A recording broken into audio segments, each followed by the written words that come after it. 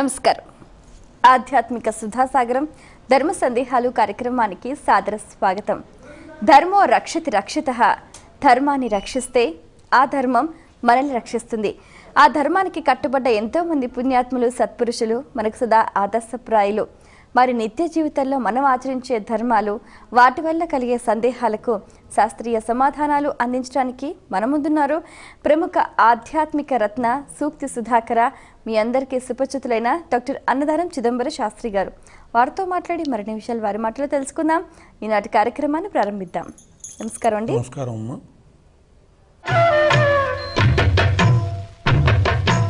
మొదటి ఉత్తరం చూద్దామండి. చెప్పండి. హైదరాబాద్ నుంచి సునీత రాస్తున్నారు. తీర్థయాత్రలు ఎందుకు చేయాలి తెలియచేయగలరు అంటూ రాస్తున్నారు. తీర్థయాత్రల్లో లౌకిక అలౌకిక ప్రయోజనాలు రెండూ ఉన్నాయమ్మా. ముఖ్యంగా అలౌకిక ప్రయోజనము, ఆధ్యాత్మికమైనటువంటి ప్రయోజనము ఆయా తీర్థయాత్రలను సేవించటం వల్ల ఆయా దేవతల యొక్క అనుగ్రహానికి పాత్రలు అవుతాం.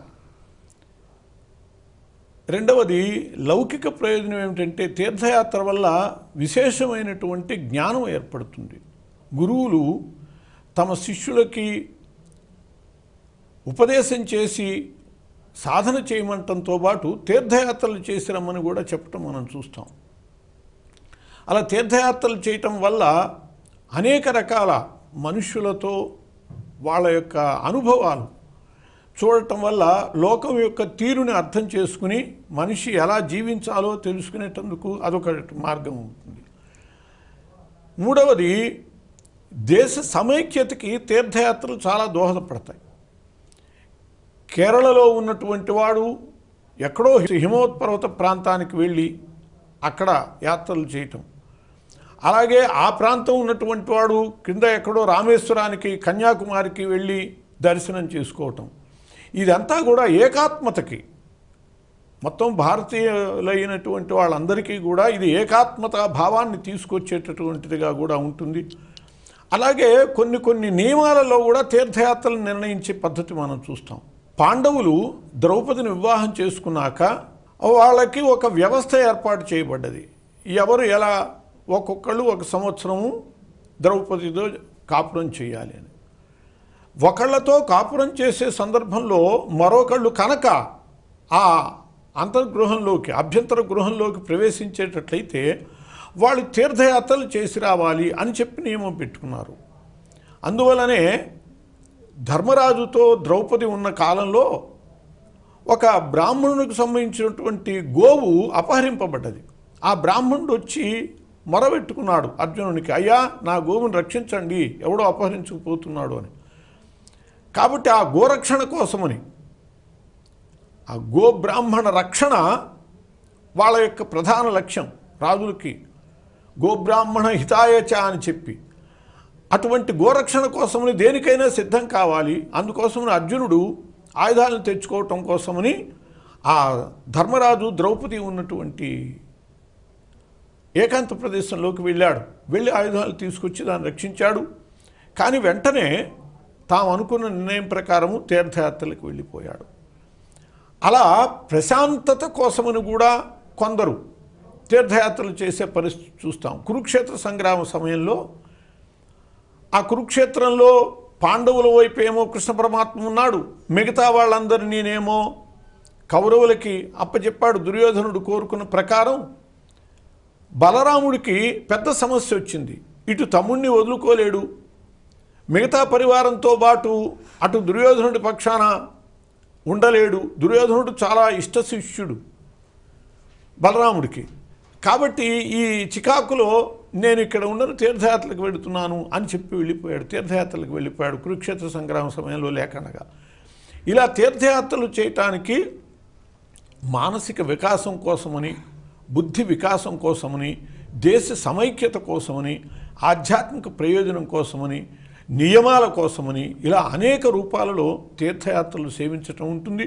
తీర్థయాత్రల వల్ల మనము గ్రంథాల ద్వారాను, గురువుల ద్వారాను సంపాదించుకునేటటువంటి విశేష జ్ఞానము తీర్థయాత్రలో సంపాదించుకుంటాం. దాంట్లో సందేహం లేదు. మహనీయులందరూ కూడా అలా తీర్థయాత్రలు చేసి అటు దైవిక పారమార్థిక చింతనతో పాటు ఇటు లౌకికమైనటువంటి పరిజ్ఞానాన్ని కూడా సాధించుకున్నట్లుగా మనం చూస్తాం. మరి ఉత్తరం చూద్దామండి. ఖమ్మం నుంచి శ్రీజ రాస్తున్నారు. వర్జ్యం అంటుంటారు కదా, అంటే ఏమిటి తెలియచేయగలరు అంటూ రాస్తున్నారు. వర్జ్యము అంటే వదిలిపెట్టదగినది అని అర్థం. వర్జింపదగినది, వర్జనీయము అంటే వర్జింపదగినది. అంటే నక్షత్రంలో కొంత భాగం, ఒక్కొక్క నక్షత్రంలో ఇన్ని ఘడియల నుంచి ఇన్ని ఘడియల దాకా అని చెప్పి ఒక్కొక్క నక్షత్రంలో కొంత భాగము అది త్యాజ్య ఘడియ అంటారు. దాన్ని వర్జ్యం అన్నా త్యాజ్య ఘడియ అన్నా ఒకటే. అది ఆ సమయంలో ఏదైనా కనుక ఆచరించేటట్లయితే ఆ ఆచరించేటటువంటి కార్యము నెరవేరకపోవటమే కాకుండా దానివల్ల అనేక రకాల విప్రతిపత్తులు కూడా ఏర్పడుతూ ఉంటాయి. అందువల్ల ఆ వర్జ్య ఘడియలని మాత్రము ఏ శుభకార్యాలకి ఎవడు వినియోగించుకోడు తెలిసినటువంటి వాళ్ళు. వర్జస్పృశో మృత్యుదాహ అని చెప్పి శాస్త్రం చెబుతోంది. ఒక వివాహం చేసేటటువంటి సమయంలో వర్జస్పృక్కు అయితే ఆ లగ్నము, అంటే కర్కాటక లగ్న పుష్కరాంశమునందు అని చెప్పి మనం శుభలేఖల్లో చూస్తూ ఉంటాం. అంటే కర్కాటక లగ్నాన్ని ముహూర్తం పెట్టారు. వర్జ్యము కర్కాటక లగ్నము 10 నుంచి సుమారుగా 12:30 దాకా ఉన్నదనుకోండి. ఈ 10 నుంచి 12:30 దాకా కర్కాటక లగ్నం ఉంటే దాంట్లో పుష్కరాంశ ప్రధానమైనటువంటి భాగం కాబట్టి మధ్యలో ఎక్కడో పుష్కరాంశం ఉంటుంది. ఆ రోజు వర్జ్యము 10:05 దాకా ఉన్నా కూడా, లేకపోతే 12:30 లోపల అంటే 12:25 నుంచి వర్జ్యం మొదలైనా కూడా వర్జస్పృక్ అవుతుంది. ఈ లగ్నము, ఈ ముహూర్తము స్పృక్ అంటే స్పృశించేది. అలా వర్జస్పృశో మృత్యుదాహ, వర్జస్పృక్కు కనుకైతే మరణము తథ్యము అని చెప్పి చెప్పబడ్డది. అలా అనుభవాలు కూడా ఉన్నాయి. కొందరు పెళ్లి చేశాక 3 నెలల లోపల ఏదో ఒక మరణాన్ని వింటూ ఉంటాం. ఇది యథార్థంగా జరిగిన సంఘటన కూడా. ఒక వివాహంలో అట్లా ముహూర్తం పెడితే నేను స్వయంగా చెప్పాను వాళ్ళ బంధువులతో, ఇలా పెట్టారు ముహూర్తం ఏమిటి అని చెప్పి. 3 నెలల లోపల యజమాని పాపం చనిపోయాడు. అలా అనుకున్నట్టే అయింది, ఆ వర్జ్య దోషం అలా కొట్టింది అని చెప్పి అనుకున్నారు. అందువల్ల వర్జ్యము అనేటటువంటిది విడిచిపెట్టదగినది, విడిచిపెట్టి తీరాలి.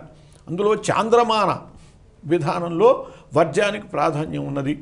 సౌరమానంలో అయితే రాహుకాలానికి అది వర్జ్యం వాళ్ళకి, అంటే త్యాజ్యం.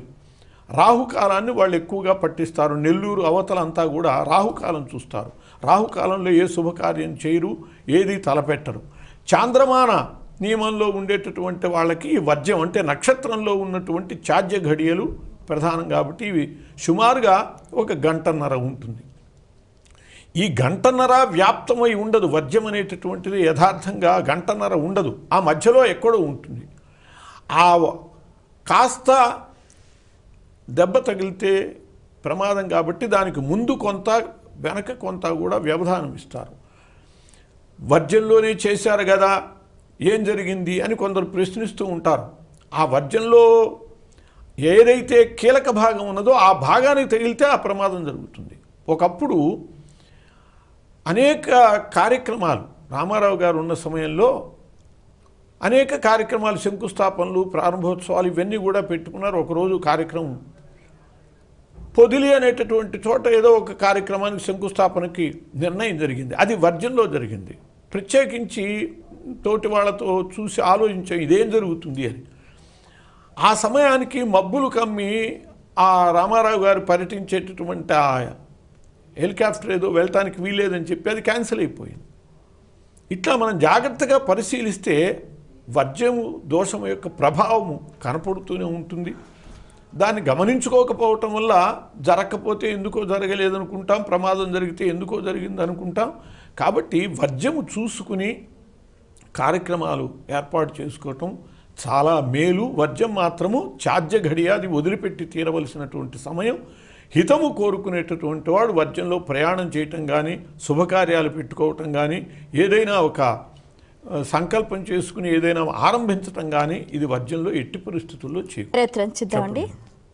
విజయవాడ నుంచి లిఖిత రాస్తున్నారు. శ్రీ మహావిష్ణువుకు దశావతారాలు ఉన్నట్లు శివుడికి లేవా, తెలియచేయగలరు అంటూ రాస్తున్నారు. శివుడికి కూడా అవతారాలు ఉన్నాయి. ప్రముఖంగా మనం విష్ణువుకి చెప్పినట్లుగా మనం చెప్పుకోము, కానీ పినాకిగా అంటే ఆయన అర్జునుడిని కిరాతకుడుగా అర్జునుడిని పరీక్షించినటువంటిది అది ఒక అవతారంగా చెబుతాడు. పరమ శివుని యొక్క ఒక అవతారంగా చెబుతారు. అలా లింగోద్భవ సమయంలో ఉద్భవించినటువంటి రీతిని ఇలా నవ అవతారాలు శివుడికి చెబుతారు. చాలామందికి హనుమంతుడికి 9 అవతారాలు ఉన్నాయి. అంటే వాళ్ళు ఆయా సందర్భంలో అవతారం అంటే ఏమిటి? అవతారం అంటే దిగటం. పరిత్రాణాయ సాధూనాం వినాశాయ చ దుష్కృతాం ధర్మ సంస్థాపనార్థాయ సంభవామి యుగే యుగే అని కృష్ణ పరమాత్మ చెప్పాడు భగవద్గీతలో. అది కేవలం కృష్ణుడికి సంబంధించిందే కాదు, ఏ దేవత అయినా సరే ఒక భక్తుని కోసమని, భక్తుని అనుగ్రహించటం కోసమని ఏదో రూపంలో దిగి వస్తే అవతరణము అంటే దిగటము అని, అవతారం అంటే దిగటము అని. పైనుంచి దేవతలు పైన ఉంటారు. వైకుంఠంలో విష్ణుమూర్తి ఉంటాడు, కైలాసంలో పరమశివుడు ఉంటాడు. అలా ఉన్నటువంటి వాళ్ళు భక్తుల కోసమని దిగి వస్తారు. ఆ దిగి వచ్చేటటువంటివే అవతారాలుగా చెప్పబడుతూ ఉంటాయి. విష్ణుమూర్తి దశావతారాలు ప్రత్యేకంగా విఖ్యాతమై ఉన్నాయి కాబట్టి వాటిని మనం చెప్పుకుంటూ ఉంటాము. పరమశివుని అవతారాలు చాలా ఉన్నాయి, కానీ వాటిని మనం విఖ్యాతంగా ఇలా చెప్పుకోము కాబట్టి తప్పితే అవతరణ అనేటటువంటిది ప్రతి దేవతకి ఉంటుంది.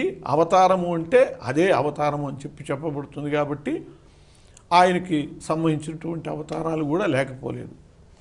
మరొక ఉత్తరం చూద్దామండి. కళ్యాణ్ హైదరాబాద్ నుంచి రాస్తున్నారు. మహా నైవేద్యం అంటారు కదా, దాని అర్థం ఏమిటి, తెలియచేయగలరు అంటూ రాస్తున్నారు. భగవంతునకు మనం పూజ చేసేటటువంటి సందర్భంలో వాటిల్లో ఒకటి నివేదన. అంటే ఏదైనా పదార్థము భగవంతుని నివేదించాం, నైవేద్యము అని అంటూ ఉంటాం. ఈ నైవేద్యము అనేది 2 రూపాల్లో 2 రకాలుగా ఉంటుంది. ఒకటి అవసర నివేదన, 2 మహానివేదన అని. అవసర నివేదన అంటే ఆ వేళకి ఏదో ఒక పండు, లేకపోతే కొబ్బరికాయ, అవి కూడా లేకపోతే ఏదైనా చక్కెర పలుకులో పంచదారో బెల్లమో వీటిని నివేదన చేయటము అవసరార్థం. గుడోపహారం నివేదయామి, అట్లా అవసరార్థం కదళీఫలం నివేదయామి అని చెప్పి నివేదన చేసేది అవసర నివేదన అంటారు. అలా కాక అన్నం పదార్థాలతో సహా అన్నాన్ని నివేదించటాన్ని మహానివేదన అంటారు. ఈ అవసర నివేదన అనేది ప్రతి పూజలో జరిగేటటువంటిది. మహానివేదన మాత్రము ప్రతి ఇంటా ప్రతి పూజలో జరగదు. మామూలుగా దేవునికి సంబంధించినటువంటి విశేష పూజ చేసినప్పుడు అందరిళ్లల్లో మహానివేదన పెడతారు తప్పితే ప్రతి పూజలో కూడా మహానివేదన పెట్టరు. కొందరికి దేవతార్చన ఉంటుంది, ఆ దేవతార్చన ఉన్నటువంటి వాళ్ళు తప్పకుండా మహానివేదన పెడతారు. అట్లాగే దేవాలయాల్లో అవసర నివేదన లేకపోవచ్చు, కానీ మహానివేదన జరిగి తీరాలి. ఒక్కరోజు మహానివేదన మానితే దానికి పరిహారం చేయాలి, మళ్ళీ సంప్రోక్షణ చేస్తే తప్పితే ఆయనలో దైవత్వం రాదు. మహానివేదన అనేటటువంటిది ప్రధానమైనటువంటి జీవశక్తినిచ్చేటటువంటిది. పంచప్రాణాలు భగవంతునికి కూడా ప్రాణ ప్రతిష్ఠ చేస్తాం. మనం ప్రాణ ప్రతిష్ఠ చేశాము అంటే ఆయనకి ప్రాణం ఉన్నది. ప్రాణం 5 విధాల, మనకి ఏ విధంగా అయితే 5 విధాల ప్రాణాలు ఉంటాయో, ప్రాణము, అపానము, వ్యానము, ఉదానము, సమానము అని చెప్పి పంచప్రాణాలు ఉంటాయో, అట్లాగే ప్రతిష్ఠ చేసినటువంటి విగ్రహానికి కూడా పంచప్రాణాలు ఉంటాయి. అందువల్ల ప్రాణ ప్రతిష్ఠ జరిగింది కాబట్టి, ప్రాణాన్ని ప్రతిష్ఠించాం కాబట్టి, అందువల్ల ఈ పంచప్రాణాలకి కూడా నివేదన జరగాలి అక్కడ. అందువల్లనే మనం ఏం చేస్తాం, ఓం ప్రాణాయ స్వాహ, ఓం అపానాయ స్వాహ, ఓం వ్యానాయ స్వాహ, ఓం ఉదానాయ స్వాహ, ఓం సమానాయ స్వాహ అని చెప్పి పంచప్రాణాలకి స్వాహాకారం చెప్తూ నివేదన చేస్తాం. అన్నము అంటే మనము అనేక రకాల పదార్థాలు తింటూ ఉంటాం. ఏవో టిఫిన్లు చేస్తూ ఉంటాము, పళ్ళు తింటూ ఉంటాం, ఏవో తింటాం. ఇవన్నీ మన జీవితానికి అత్యవసరం కాదు, కానీ భోజనం మాత్రం అత్యవసరం. అంటే మనకి భోజనం ఎలాగో భగవంతునికి మహానివేదన అలా. మనం ఎంత గడ్డి తిన్నా అన్నం తినకపోయేటట్లయితే అది అనారోగ్యం చేస్తుంది. ఏవో పదార్థాలు ఊరికే కడుపులో పడేసేస్తూ ఉండి అన్నం మాత్రం మానేస్తే, అన్నం తిని ఆయా సమయాల్లో అవసరం వచ్చినప్పుడు ఏ తిన్నా ఇబ్బంది లేదు, కానీ అన్నం మానితే ఏ విధంగా అయితే ప్రమాదమో అట్లా ప్రతిష్ఠిత విగ్రహాలకి, సంప్రోక్షణ జరిగినటువంటి వాటికి మహానివేదన జరగకుండగా మిగతా ఏవి జరిగినా కూడా వాటి యొక్క శక్తి క్షయిస్తుంది. కాబట్టి ఆ మహానివేదన అనేటటువంటిది వాటికి జరిగి తీరాలి. అలాగే ఇంట్లో కూడా సంప్రోక్షణ చేసిన విగ్రహాలను కనుక ఉంచుకునేటట్లయితే ఇంట్లో 9 అంగుళాలు మించి విగ్రహాలు ఉండకూడదు. అలా ఈ లోపల ఉన్నా కూడా వాటికి సంప్రోక్షణ జరిపి లేదు, యంత్రాలు ఉంటూ ఉంటాయి. కొందరు యంత్రాలు ఇళ్లలో పెట్టుకుంటారు. ఆ యంత్రాలకి సంప్రోక్షణ ఉంటుంది, వాటికి శక్తి ఉంటుంది. ఆ శక్తి ఉన్నప్పుడు వాటికి తప్పకుండా అమృతమస్తు అని చెప్పి మహానివేదన చేసి పంచప్రాణాలకి ప్రాణప్రతిష్ఠ చేసి ఉంటాం కాబట్టి సమర్పణ చేయాలి. అలా దేవాలయాల్లోనూ, అట్లాగే ఇళ్లల్లో అయితే పంచాయతనం ఉన్నటువంటి చోట లేదా యంత్రములు ఉన్నటువంటి చోట, సంప్రోక్షణ చేసిన విగ్రహాలు ఉన్నటువంటి చోట కూడా తప్పకుండా జరపవలసినటువంటి దాన్ని మహానివేదన అని అంటారు. దేవాలయాల్లో కూడా వాయు ప్రతిష్ఠ జరిగి ఉంటే మహానివేదన నియమం లేదు. వాయు ప్రతిష్ఠ అంటే వాయు భక్షణం. వాళ్ళ ప్రతిష్ఠా విధానంలోనే వాయువునే భక్షించేటటువంటి పద్ధతి ఉంటుంది. వాయువు ద్వారానే వాళ్ళకి కావలసినటువంటి శక్తులు ఆ విగ్రహం స్వీకరించేటటువంటి పద్ధతిని ఏర్పాటు చేస్తారు. ఇప్పుడు యోగులు ఉన్నారు, కొన్ని వందల సంవత్సరాలు తపస్సు చేస్తూ ఉంటారు. వాళ్ళకి ఆహారం ఎలా ముడుతోంది అంటే ప్రాణాయామం ద్వారా, వాయువు నుంచే వాళ్ళు ఎలా స్వీకరిస్తారో అట్లా వాయుభక్షణం ద్వారానే వాయు ప్రతిష్ఠ చేసినటువంటి చోట స్వీకరిస్తారు. అక్కడ మహానివేదన లేకపోయినా ఇబ్బంది లేదు, కానీ మామూలు ప్రతిష్ఠ జరిగిన చోట మహానివేదన చేసి తీరాలి. అది మహానివేదన అంటే అన్నాధికం పెట్టడమే మహానివేదన. మరి ఉత్తరం చూద్దామండి. పినాకిని ఒంగోలు నుంచి రాస్తున్నారు. షోడశోపచారాలతో భగవంతుణ్ణి పూజించాలంటారు కదా, ఇంట్లో నిత్య పూజ కూడా ఇలాగే చేసుకోవాలా? ఇంట్లో అయినా దేవాలయంలో అయినా పరిపూర్ణంగా చేసేటప్పుడు ఉపచారాలన్నీ చేయటమే విశేషం.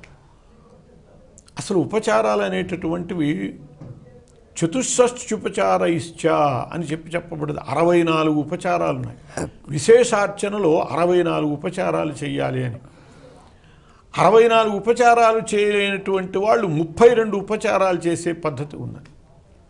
ఆ 32 కూడా సాధ్యం కానప్పుడు 16 ఉపచారాలు, దానిలో సగం 64లో సగం 32, 32లో సగము 16. ఇవి షోడశోపచారాలు అని అంటారు. ఈ షోడశోపచారాలు మాత్రము ప్రధానమైనటువంటివిగా చెప్పబడ్డాయి. ధ్యానము, ఆవాహనము, ఇటు అక్కడి నుంచి మొదలుపెట్టి అర్ఘ్యము, పాద్యము, స్నానము, వస్త్రము, ధూపము, దీపము, నైవేద్యము, తాంబూలం, ఇవన్నీ వరుసగా క్రమము షోడశోపచారాలు. ఇది సాధారణమైనటువంటి పూజ, పరిపూర్ణమైనటువంటి పూజ కూడా. షోడశోపచార పూజలు దేవాలయంలో చేయాలి, మన ఇళ్లలో కూడా చేసుకోవాలి. వ్రతాలలో కూడా షోడశోపచారాలకి వాటికి ప్రత్యేకించి పరికర శ్లోకాలు ఉంటాయి. అలా కాక సూక్తాలతో పూజ చేసేటట్లయితే పుందేవతలకి, పురుషదేవతలకి పురుష సూక్తంతో షోడశోపచారాలు అంటే పురుష సూక్తాన్నే 16 విభాగాలు చేసి మంత్రంగా చెబుతూ ఆ ఉపచారాలు చేసేటటువంటి పద్ధతి. అట్లాగే స్త్రీ దేవతలకు కనుక అయ్యేటట్లయితే శ్రీ సూక్తాన్ని షోడశోపచారాలుగా విభజించి చేసేటటువంటి పద్ధతి. అట్లా షోడశోపచార పూజ అనేటటువంటిది విశిష్ట పూజగా, పరిపూర్ణ పూజగానే స్వీకరింపబడుతూ ఉన్నది. ప్రతి ఇంట్లో షోడశోపచార పూజకి అవకాశం ఉండొచ్చు, ఉండకపోవచ్చు. ఉద్యోగస్తులైనటువంటి వాళ్ళు, అనేక రకాల మరి సమయాభావం ఉన్నటువంటి వాళ్ళు ఏం చేయాలి అని అంటే, ఆ షోడశోపచార పూజ చేయలేనటువంటి వాళ్ళకి కనీస పూజ పంచోపచారాలు చెప్పబడ్డాయి. గంధము, పుష్పము, ధూపము, దీపము, నైవేద్యము, వీటిని పంచోపచారాలు అంటారు.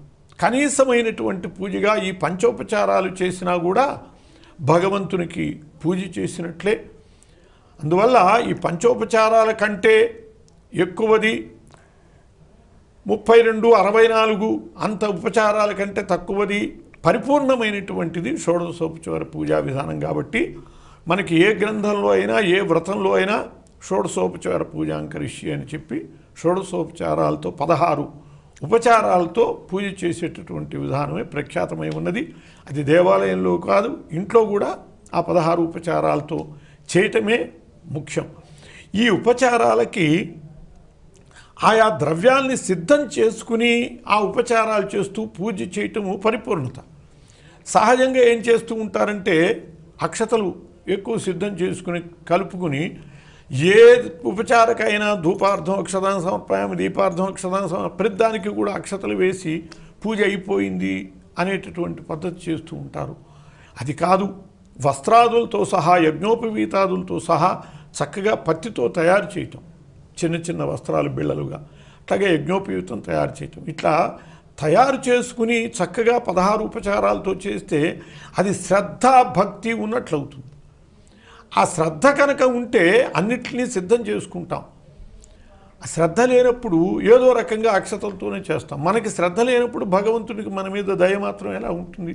అందువల్ల ఆయన పరిపూర్ణమైనటువంటి దయకి మనం పాత్రులం కావాలి అంటే ఉపచారాలను అన్నిటినీ సిద్ధం చేసుకుని షోడశోపచార పూజ చేయటం ఆయన అనుగ్రహానికి పాత్రులం కావటానికి దోహదపడుతుంది. చాలా సంతోషం అండి. మీ అమూల్యమైన సమయాన్ని కేటాయించి మా ప్రేక్షకుల ధర్మ సందేహాలకు శాస్త్రీయ సమాధానాలు అందించినందుకు ధన్యవాదాలు. నమస్కారం. వీక్షించారు కదండి, ఇది ఇవాల్టి మన ధర్మ సందేహాలు కార్యక్రమం.